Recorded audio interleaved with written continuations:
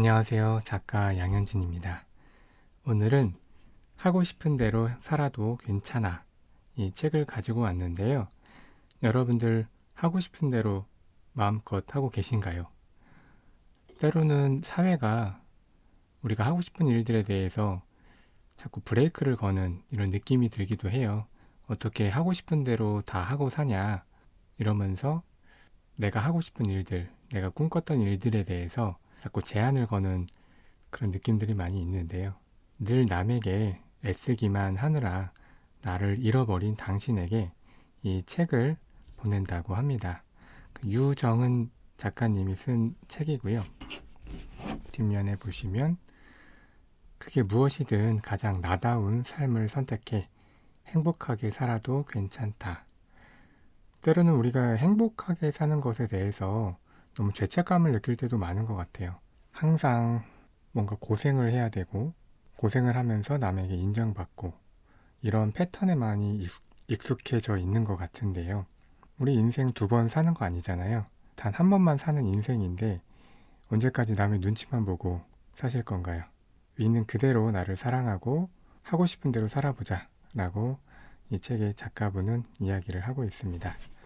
나를 잃지 않고 산다는 건 또 속았다. 내빈년한테.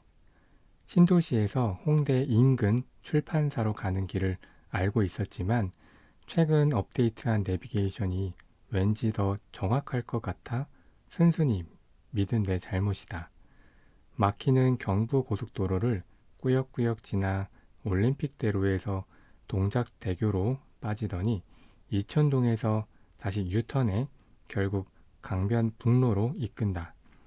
평소 다니는 길로 왔으면 한 번에 쭉 왔을 텐데 길을 안내하는 내비게이션을 의심하지 않은 결과로 빙글빙글 유랑한다.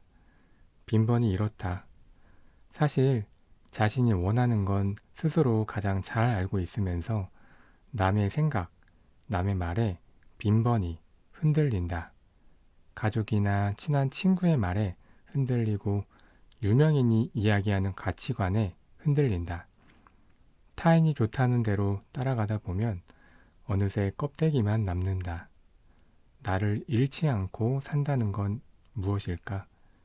흔들리지 않고, 비틀거리지 않고, 잊어버리지 않고, 하고 싶은 대로 살아간다는 건 때론 투쟁의 연속이지 싶다.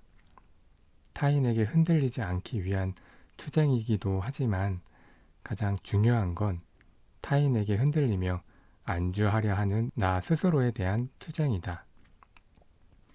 나를 잃지 않고 산다는 건 어쩌면 익숙해진 옷을 벗어 던질 용기를 스스로 내는 연습이 필요한 게 아닐까. 관성과 타성에 길들지 않기 위해 익숙해진 것들을 돌아본다. 내용은 같은데 수업을 듣는 대상만 달라지는 강의가 있다. 완전 꿀이다.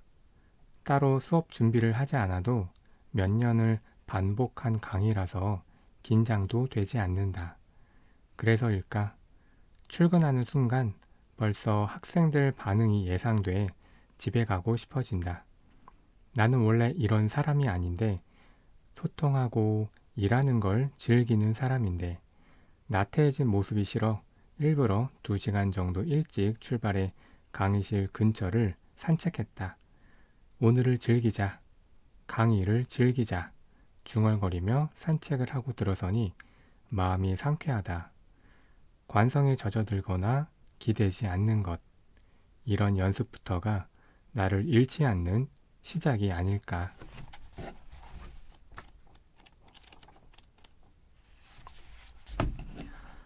아무래도 실은 사람과는 거리를 둔다. 어른이 되면 인간 관계가 쉬워질 것 같았다. 몸이 크고 의젓한 어른이니까 다툼, 오해, 불편한 관계는 없을 거라 생각했는데 나이가 들수록 가장 어려운 게 인간 관계다. 사람이 변하는 걸까? 마음이 변하는 걸까? 오래된 친구인데도 최근 들어 대화가 통하지 않는다. 공감받는 느낌 없이 감정은 벽을 뚫지 못한다. 한땐 소소한 일상을 공유하던 둘도 없던 단짝 친구들이 취업을 하고 결혼을 하고 아이를 낳으며 하나둘 멀어진다. 왜 그럴까? 원해서 친해진 게 아닌 그저 아이와 같은 반 친구 엄마라는 이유로 유지되는 어색한 관계도 있다. 한번 식사했다는 이유로 초대된 단체 카톡방을 나오고 싶지만 뒷말이 나올까 무서워 쌓이는 대화들을 읽지 않고 놔둔다. 아무래도 싫은 사람, 아무래도 불편한 사람. 그런 이들이 주변에 있으면 왠지 내가 너그럽지 못한 어른이 된 기분이다. 특별히 그 사람이 큰 잘못을 한 건 아닌데 왠지 비호감이고 불편하다. 때론 교류 없이 혼자 있는 것보단 불편해도 어울리는 게 좋을 것 같아서 노력한다. 아니, 사실은 모든 이와 스스럼 없이 어울리는 좋은 사람이 되고픈 욕심인지도 모르겠다.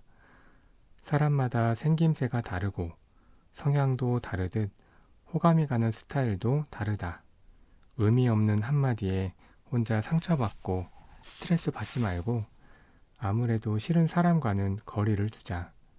너그러운 어른이 되는 것보다 마음 편한 어른이 되는 편을 선택하기. 상징적 종속에서 벗어나기.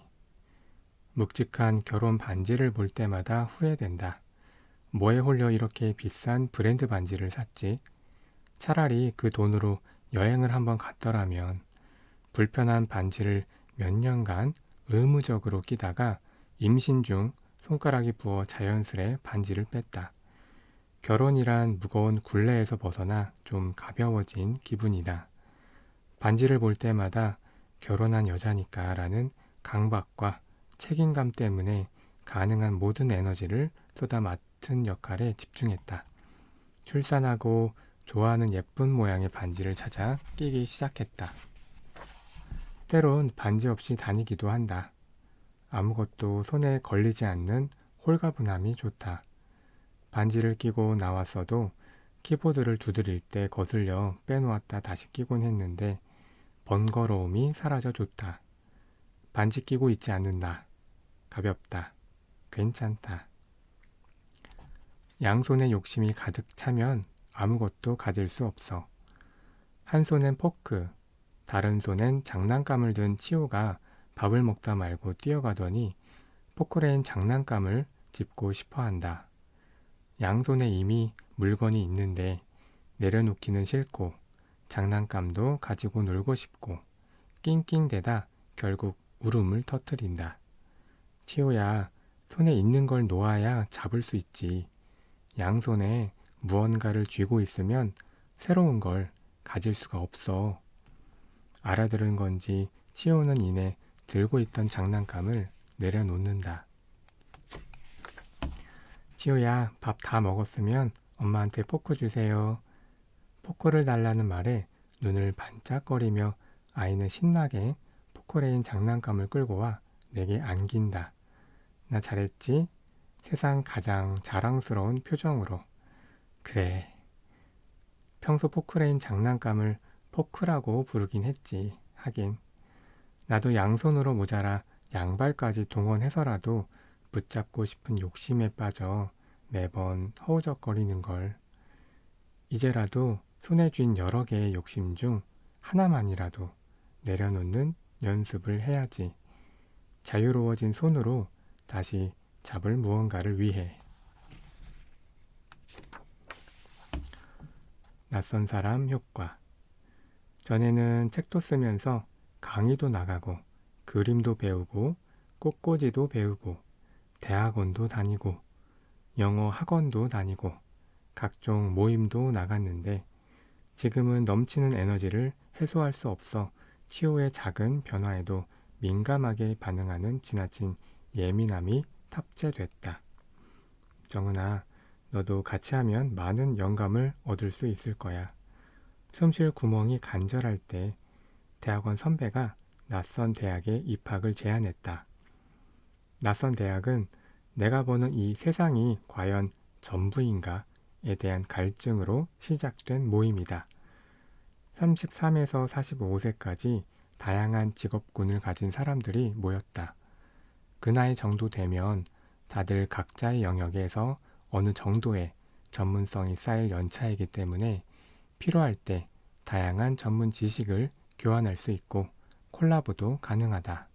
컨설턴트, 디자이너, 마케터, 개발자, 가야금 연주자, 작가, 가수, 사진작가, 세무사, 건축가, 회계사, 핸드메이드 전문가, 기획자, 배우, 성우, 연출가, 출판인, 영화인 등등. 이들이 매주 한 번씩 모여 2명의 멤버가 40분씩 자유롭게 자신들의 사는 이야기를 들려준다. 전문 강연 집단이 아니기 때문에 때론 서툴고 자유롭고 진심이 담긴 이야기를 듣고 서로의 생각을 공유하는 가운데 폭넓은 시야와 교류가 생성된다. 작가라는 직업은 자칫 고립되기 쉽다. 대부분 혼자 일하는 시간이 많기 때문에 쓸데없는 아집과 고집이 생기고 그래서인지 대부분 예민하고 또라이 기질이 다분한 작가도 많다. 섭취하는 정보도 제한적이다. 간섭하는 이가 없기 때문에 받고 싶은 정보만 받고 읽고 싶은 글만 읽고 만나던 사람만 만나는 쳇바퀴 도는 생활을 한다. 사실 작가뿐만 아니라 직장인이나 주부들도 30대 이후가 되면 만나던 이들만 만나고 했던 이야기 또 하며 반복된 삶을 살아가게 된다. 지루하게 반복되는 일상 속에서 다른 직업을 가진 사람들이 말로써 내려가는 수필을 귀로 읽으며 그들을 통해 새로운 세상을 만난다. 이에 관계없이 만나 즐거운 경험을 공유하고 살아온 삶의 이야기를 나누고 그들이 내뿜는 생기를 마신다. 사람처럼 상처받아 웅크린 마음을 치유하고 사람들 사이에서 살아가는 법을 배운다. 낯선 사람들과 1년을 함께 하면서 받는 생기로 오랜 시간 두려움과 결정 장애로 망설이던 프로젝트를 실행하기로 했다. 할까 말까 망설이던 일을 일단 시작해 본다. 가다 아님 말면 되지. 시작할까 말까 망설이는 사이에도 시간은 어김없이 가고 있으니까. 춤을 추어도 좋고 도자기나 빵을 구워도 좋고 운동을 해도 좋다. 전혀 다른 분야의 공부도 좋다.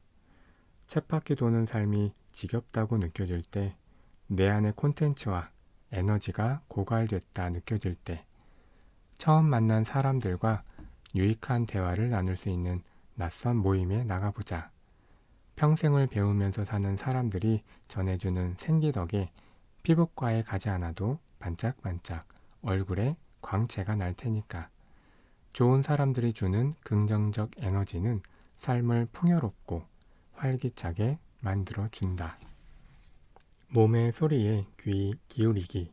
작년부터 건강하게 살기와 내 몸의 반응에 주목하기를 실천하고 있다. 그중 하나가 음식 조절인데 요즘 먹고 있는 생무가 속을 편안하게 해준다. 하스미 카논이 쓴 생무 다이어트란 책을 읽고 매일 1cm씩 생무를 먹었더니 출산 후 몸에 남은 마지막 부기가 빠졌다. 독소 배출과 소화에 도움을 준 듯하다. 가볍게 살고 싶어 식습관을 바꿨다. 아침에 눈 뜨자마자 고기를 구워 먹을 정도로 육식을 좋아했고 떡볶이, 치킨, 피자, 빵 같은 밀가루 음식과 즉석 식품을 입에 달고 살았다. 맵고 달고 짠 음식에 빠져 사는 동안 입은 행복했지만 속은 늘 더부룩하고 하체가 부어 있었다. 마사지를 받으러 가면 상체보다 투실한 내 하체에 놀라며 이건 몸이 부은 거예요 라고들 했다. 그땐 회원권 끊게 하려는 상술인 줄 알았는데 맵고 달고 짠 음식을 줄이고 빠진 붓기를 보니 사실이었다. 이제 고기보다 생선이 좋고 양념한 생선보다 그냥 구운 생선이 좋다. 고추장과 고춧가루, 소금 베이스보다 간장에 물을 타서 약하게 간을 한 일본식 식사와 채소 생식을 주로 한다. 그래도 좋아하던 음식을 가끔이라도 먹어주지 않으면 안 되니까 주로 사람들과 어울릴 때 맵고 짜고 기름진 음식을 먹는다. 즐거운 이들과 함께하는 식사라면 몸에 그다지 좋지 않은 음식도 좋은 에너지로 바꿔줄 거라 믿으며 맛있게 먹는다. 며칠 과식했다 싶으면 아무 간을 하지 않고 코코넛 오일에 닭가슴살, 애호박, 양파, 피망, 파인애플, 잡곡밥을 넣고 볶아 식사로 200g을 먹는다. 여러 번 볶기 귀찮아서 한 번 볶을 때 10통 정도를 만들어 냉동한다. 적정 체중을 유지하고 즐거운 생각을 하려고 노력한다. 미워할 일이 생기면 그날 해소한다.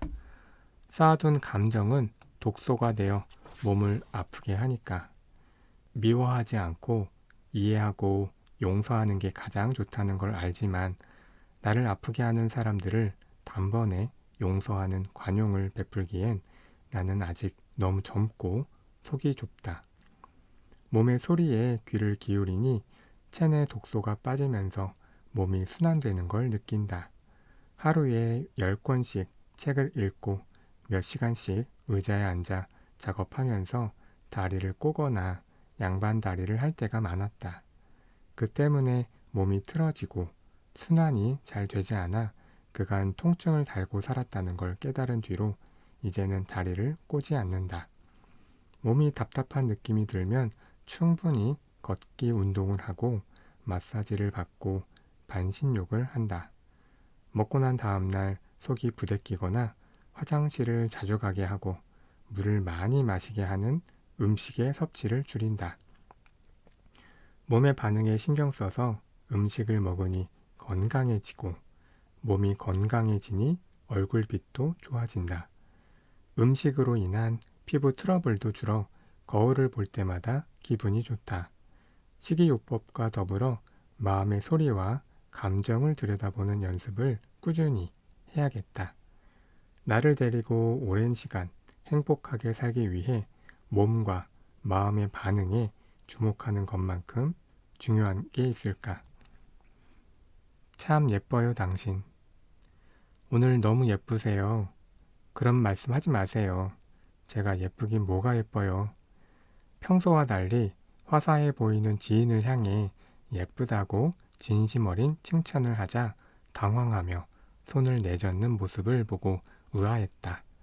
왜 예쁘다고 칭찬받는 자신에게 이다지도 인색한 걸까? 웃으며 손을 내젓는 게 아니라 정말 자신이 예쁘단 소리를 듣는 게 가당치 않다는 표정이다.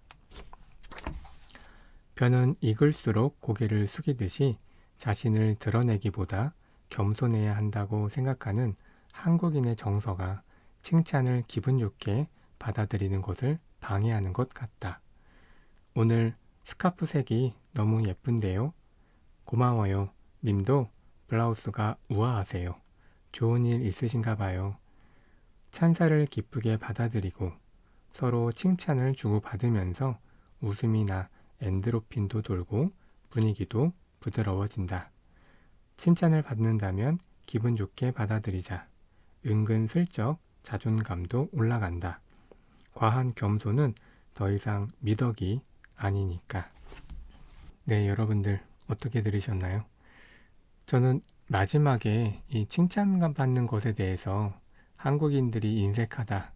이 부분도 참 마음에 와닿았는데 이제 우리 누가 칭찬해도 아 그래요 하면서 받아들이고 또 여러분들도 칭찬하시고요. 그런 식으로 살아주셨으면 좋겠어요. 여러분들은 충분히 그럴 만한 가치가 있는 분들입니다. 절대 이 세상에 그냥 태어나신 게 아니에요. 그러니까 때로는 하고 싶은 대로 해도 괜찮습니다. 안전합니다. 여러분들은 충분히 그런 자격이 있으니까요. 네, 오늘은 여기까지 하겠습니다. 편안한 시간 보내시고 다음에 또 뵐게요. 감사합니다.